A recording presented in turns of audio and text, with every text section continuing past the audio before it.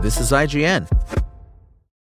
This unexpected sequel makes a significant leap forward. This is your IGN review of Kirby Air Riders by Logan Plant. Kirby Air Riders is totally bizarre, and I love it for that. This unexpected sequel to a niche, single-button GameCube racer makes a significant leap forward. In fact, the improvement from Air Ride on GameCube to Air Riders on Switch 2 is so huge, it feels like jumping straight from Smash 64 to Ultimate with no sequels in between. It has an enormous amount of varied content, meaningful unlockables, in-depth customization, and an unrivaled attention to detail that make it hard to imagine a better realization of this formula. The thing is, that formula simply isn't as strong as Super Smash Bros. Or Mario Kart. There's only so far you can push a control scheme that's sometimes too simplistic for its own good.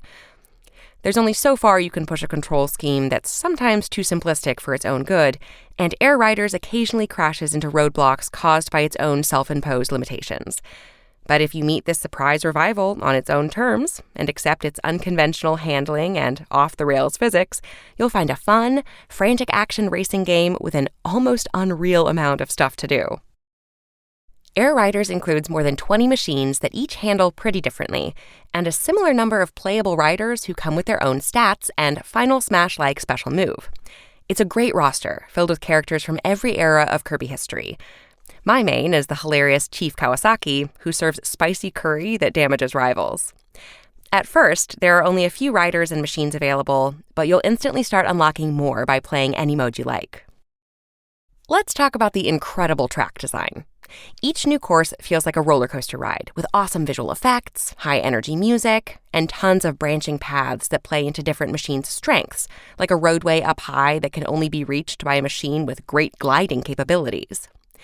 My favorite course is Mount Amber Falls, a downhill sprint filled with switchback turns through a gorgeous forest bright with fall colors.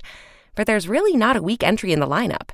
The returning courses are a lot simpler, but it's still fun that they're here for longtime fans. Elsewhere, Top Ride takes the action to a bird's-eye view with top-down, bite-sized races on miniature courses inspired by the main tracks. This simple mode wears very thin, very fast, and honestly only feels like it's here out of obligation to the original. To be fair, it is more fleshed out than it used to be, as you can bring in any machine you want, but it still plays like a watered-down, zoomed-out version of the standard races that I'd rather be doing instead. It's not bad, and if you enjoyed it in the original, you'll probably like it even more here, but it's the weakest part of Air Riders, and only really works as a quick distraction from the more enticing modes. The last main feature is City Trial, the fan-favorite battle mode where up to 16 riders drop into an open city map and work for 5 minutes to build the strongest machines they can. Once time is up, everyone competes to win a minigame with that custom machine. If you played Super Smash Bros. For 3DS, it's just like Smash Run, which was heavily inspired by Air Ride's City Trial. If you just want to play alone, Air Riders still has so much to offer. There are 750 achievements divided across checklists dedicated to each mode, and completing them earns you meaningful unlockables like characters, machines, tracks, music, alternate colors, hats, and other cosmetics. You're constantly unlocking achievements you didn't know existed, and it's really satisfying to enter a race with a few specific side objectives in mind, like remembering you need to kill a Scarfy without angering it, while also focusing on winning the race. These goals add so much replayability that recontextualize all of Air Riders' content in clever ways, and after more than 25 hours, I still have over 100 left to unlock. Even better, you can attempt an achievement straight from the checklist board, setting up all the necessary requirements for you with the press of a button, which is a really smart evolution of this concept. I'm not sure what's crazier, the fact that Kirby Air Riders exists or the fact that it's this great. It's a blast in local or online multiplayer during its traditional races and unique battle mode, and its frankly absurd amount of fun achievements to chase, meaningful unlockables, and deep customization makes it great for solo players too.